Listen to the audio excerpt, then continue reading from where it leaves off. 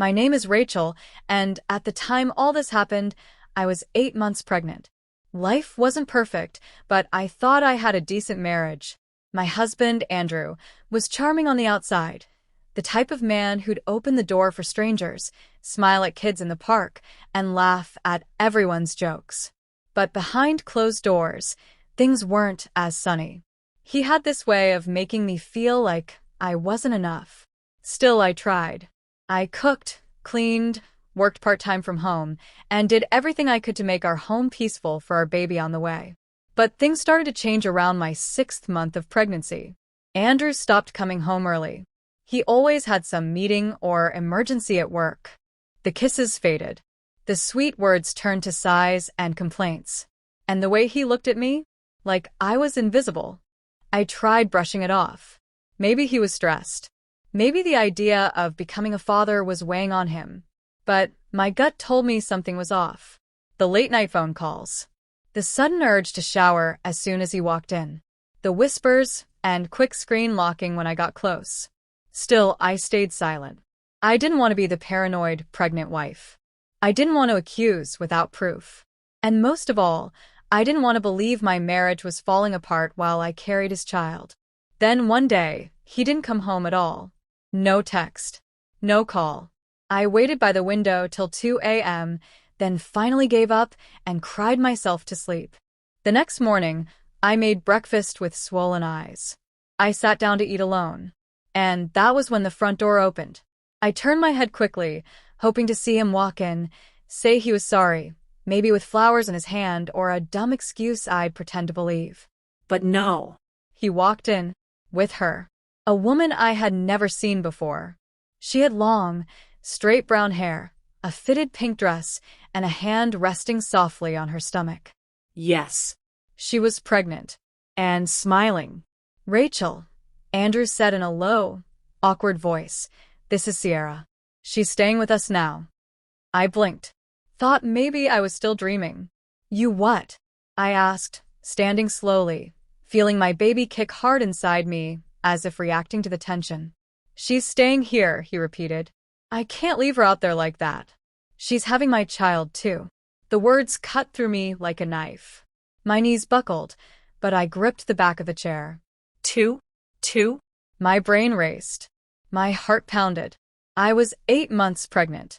And now I was sharing my home, my space, my husband with his mistress. And she looked so calm. So confident. Like this was normal. "I'll go freshen up," Sierra said with a soft smile as she walked past me like she owned the place. I stared at Andrew, expecting him to say it was a joke. That he had gone mad. That I was being punked. Something. Anything. But he just sighed and said, "Don't make this harder than it has to be." I didn't scream. I didn't throw anything. I just walked upstairs slowly and closed the door. I sat on the bed, placed my hands over my belly, and whispered to my baby, "Don't worry. Mama's not going to raise you in this madness." I didn't cry. Not yet. I was beyond the tears. I began to plan. That same evening, I started packing slowly. Quietly. A few clothes at a time. Important documents. Baby clothes. Wipes. Diapers. My laptop. I acted normal when I came downstairs to get water. Pretended not to see Sierra's suitcase in the hallway. Ignored the laughter coming from the living room. I even smiled weakly when Andrew asked if I was okay. I told him yes. I lied. And as I climbed back up the stairs, I heard Sierra giggle and say, "She's taking it well." Huh? The next morning, I called my best friend Monica.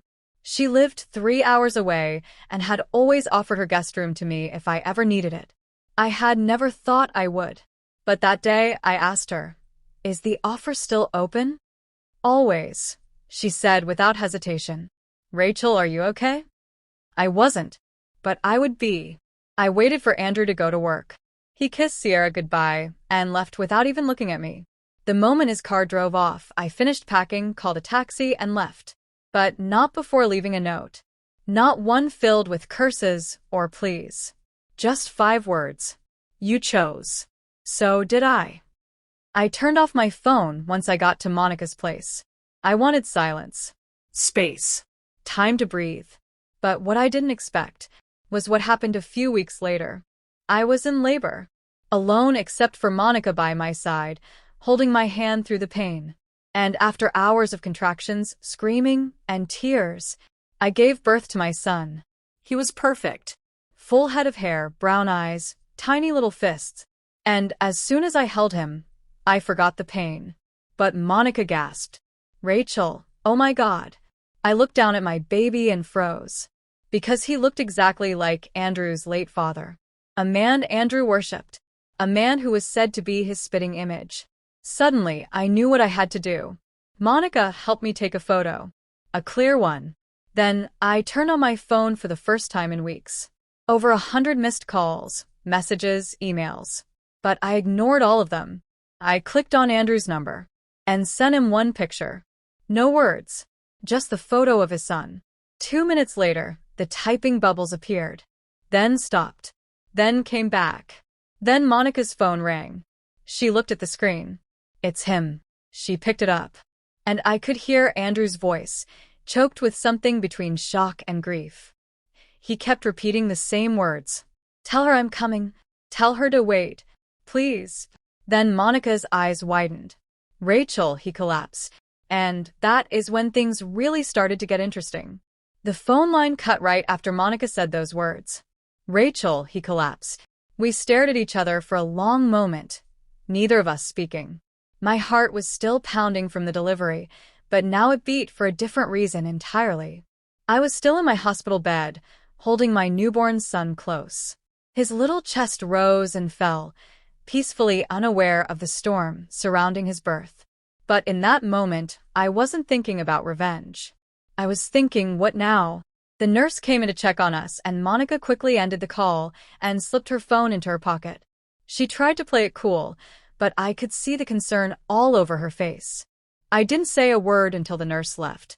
Then I finally asked, "Collapsed? Like fainted? Or something worse?" Monica sat on the edge of the bed, brushing her hair back. His cousin picked up the phone. Said Andrew dropped his phone and fell flat on the floor after seeing the photo. Said he was breathing, but not responding. They had to call 911.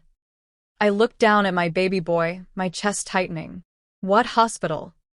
She paused, then said softly, "Rachel, you don't owe him anything." She was right. I didn't. But I couldn't help wondering what seeing my son did to him. I mean, this was the same man who kicked me to the side like garbage, brought another pregnant woman into my home, and treated me like I was in the way. Now, suddenly he wanted back in? Because of a photo? No. That wasn't how this worked. Still, I asked her for the hospital name. An hour later, I was discharged, cradling my son as Monica wheeled me to her car. I didn't say much during the ride. I was still processing everything. When we reached her apartment, I sat by the window feeding my baby, rocking him gently. Monica made tea and brought me a cup, then sat across from me. "Okay," she said. "Real talk. What do you want to do?" "I want him to feel what I felt," I said quietly. "The shock. The pain. The betrayal. I want him to know what it's like to lose everything in one moment." Monica nodded slowly. "Then we're going to make sure he never forgets what he did to you." The next day, she posted the baby photo on Facebook. My account had been inactive for months, but Monica knew I kept it. She added a simple caption under the post. "Welcome to the world, baby Elijah. Your mommy is strong, and you are so loved." Within hours, the comments poured in. People who knew Andrew.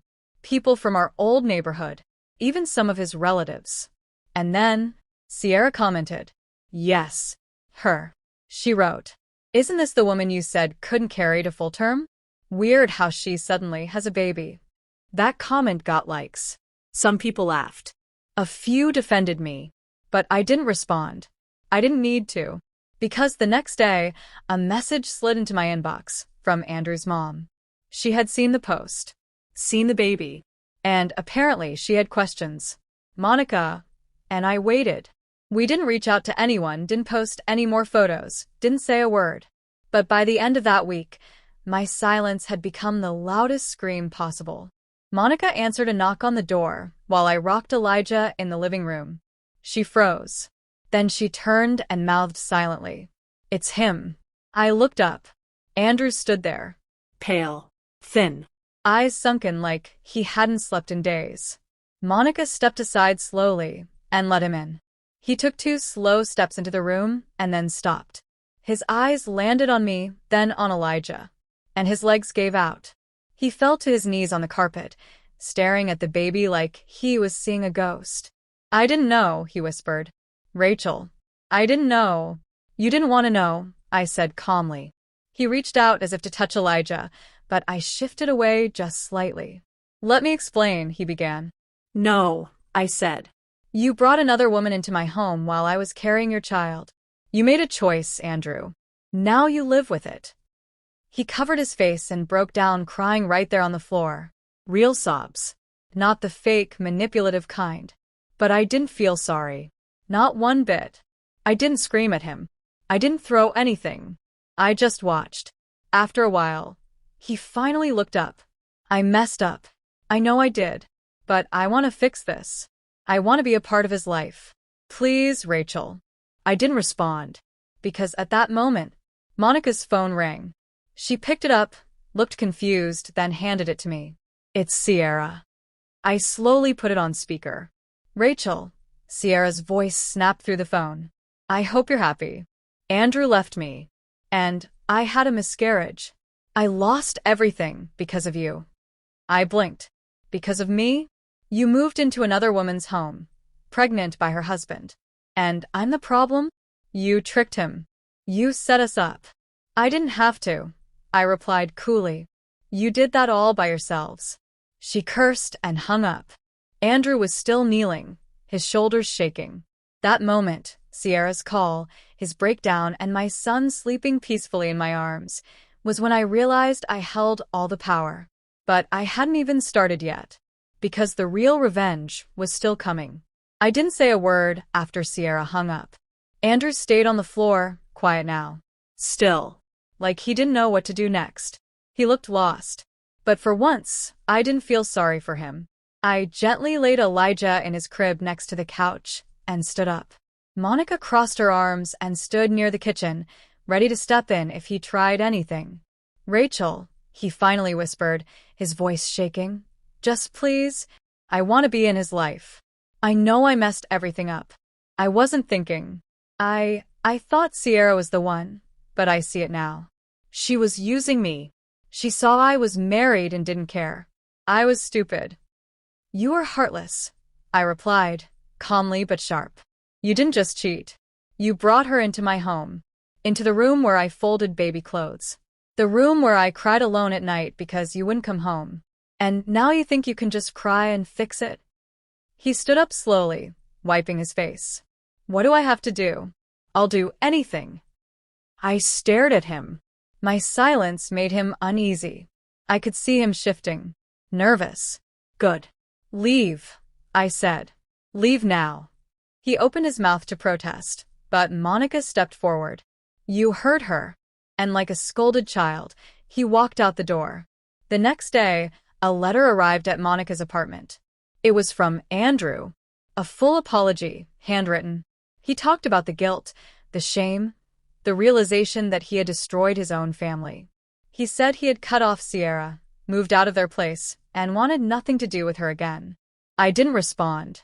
I didn't have to, because that same week, Andrew's job found out about everything. Apparently, Sierra had shown up at his office weeks earlier bragging that she was going to be the new Mrs. Jacobs, that she was pregnant with his child, and he was ditching the old wife soon. Word got around. His boss, a family man with strong morals, had warned Andrew to keep his personal mess away from the workplace. But now that everything had exploded publicly, it was a bad look. He got demoted. From director to assistant. Pay slashed. Office gone. When Monica showed me the updates on Facebook, I didn't cheer. I didn't smile. I just fed my baby and thought, choices have consequences. But Andrew wasn't done yet. He started sending gifts, diapers, Toys. baby monitors, onesies with #OneDad on them. How ironic. I sent every box back. And then came the knock. I opened the door to see his mother. Mrs. Jacobs was not a warm woman.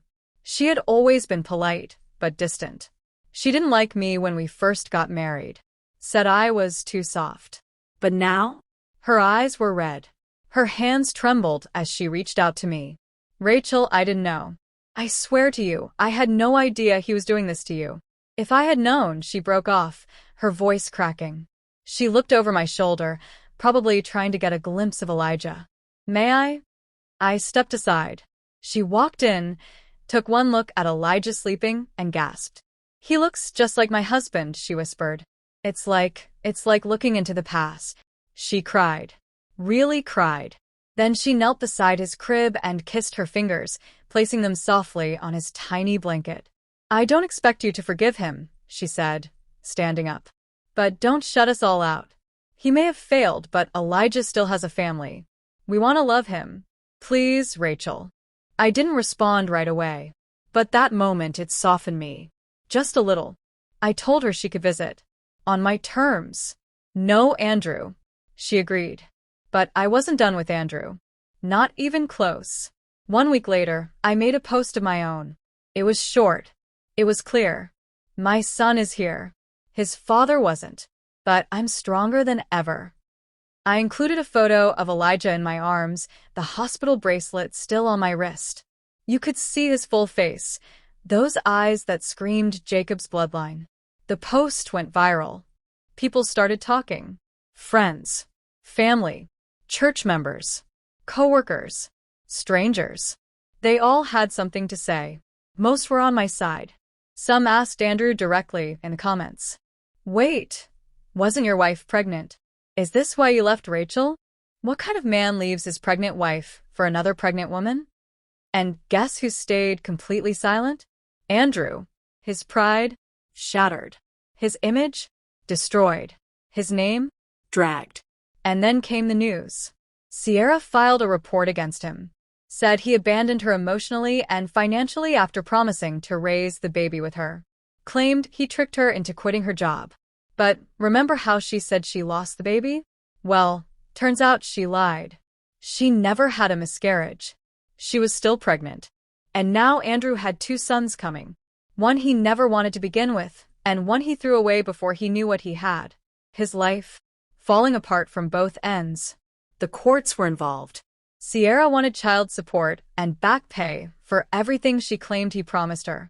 His bank account? Bleeding. His job? Hanging by a thread. His reputation? Gone. And me? I was sitting on Monica's couch, feeding Elijah, sipping juice, and watching the world finally hold Andrew accountable. But it still wasn't the end. Because I had one last card to play. A big one. And I was saving it for the perfect moment. I held onto that final card like a queen in a poker game. While Andrew's world crumbled, mine was slowly rebuilding, stronger, quieter, and more peaceful. Elijah was growing fast. He had this little habit of gripping my finger when he slept, as if to say, I'm right here, Mommy. And I was. Always. Andrew had tried everything over the next few weeks, messages, letters, even showing up again at Monica's apartment door. I never answered. I never let him in. I had no interest in co-parenting with a man who didn't even want to know his son until he saw his face. But the card I was holding? It was the will. Andrew's father, before he passed away, had left a large trust fund for his first grandchild. It was a private family matter. Only Andrew, his lawyer, and his mother knew the details. Monica had overheard Andrew mention it once at a dinner party years ago, and I never gave it much thought. Until now. According to the terms, that child had to be born within wedlock. It was old-fashioned, yes, but very clear. The first grandchild born inside a legal marriage would receive the entire trust upon reaching age 18, with early access to education and healthcare support. Guess who Elijah was? The first. The only one born within wedlock. I didn't want the money, but I wanted that truth exposed. Loudly. So I called Andrew's mother. Asked her to meet me at a quiet cafe downtown. I brought Elijah with me, dressed in a little navy blue onesie and matching hat. He looked like a cherub with fire in his veins. She was already waiting when we got there. She smiled at Elijah, took him in her arms, and for a moment, it felt like peace. Then I handed her a sealed envelope. Inside was a copy of Elijah's birth certificate. My name, Andrew's name, The date. the hospital, everything. I think it's time, I said gently. He knows the truth. Now the world should too. She read it. Then her eyes widened. She looked up at me. The trust, she whispered. Rachel, do you know what this means? I nodded. Yes. And I'm not going to fight for it. I'm going to let him fight me for it. Let's see how far he'll go to deny his own son. She didn't argue. She just hugged me. 2 weeks later, the final blow landed. Andrew received a letter from the family attorney. A formal notice stating that a claim had been made for the trust fund and that the child in question, Elijah Jacobs, had been verified by birth certificate and parental DNA confirmation. Oh yes. I had done a paternity test too. Quietly. Legally. Just in case he ever tried to twist things. He couldn't deny it now. He had a son, a legal heir. And the entire family, including his mother, now stood with me. Sierra? Still pregnant. Still alone. Still waiting for a man who had nothing left to give. Andrew's job finally let him go. His professional reputation had been so stained, even LinkedIn couldn't clean it up. He tried to post a heartfelt apology online, some long speech about regret and growth. But the comments section shredded him. People weren't buying it. And I didn't respond. Because revenge isn't always loud. Sometimes it's the quiet success, the peaceful life, the freedom from chaos. I moved out of Monica's place into a cozy apartment of my own. Nothing fancy. Just mine. Elijah had a little nursery with star-shaped lights on the wall and lullabies playing soft every night. I didn't hear from Andrew for months. Until one day, I got a letter. No stamp. No return address. Just my name on the front. I opened it slowly. Inside was a photo. It was Elijah. The same picture I had posted months ago, blown up, framed, and a sticky note attached. He's everything I threw away. I'll never forgive myself. Andrew. I stared at it for a while. Not angry. Not sad. Just done. That night, I sat on the porch with Elijah sleeping on my chest and whispered, "You're going to grow up knowing your worth. You're going to know love, respect, Truth. and most of all, you'll know what a real man is, because you won't be raised by the one who failed to be one." This wasn't just revenge. It was a message. To every woman who's ever been discarded. To every mother who's ever been replaced. You're not broken. You're rising. And sometimes the best revenge is showing them you never needed them at all.